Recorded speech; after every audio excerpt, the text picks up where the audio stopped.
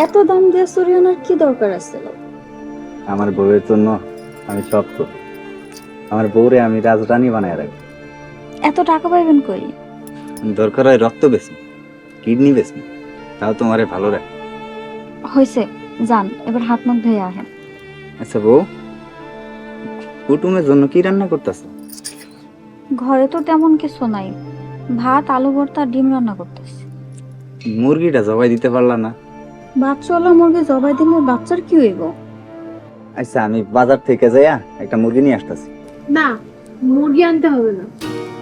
কে? উনি আমাকে কুটুম। এত বড় লোক মানুষ এই গরিবের বাড়ি থেকে কি করতে আইছে? বিপদে পড়ে আসছে, টাকা হলেই চলে যাব।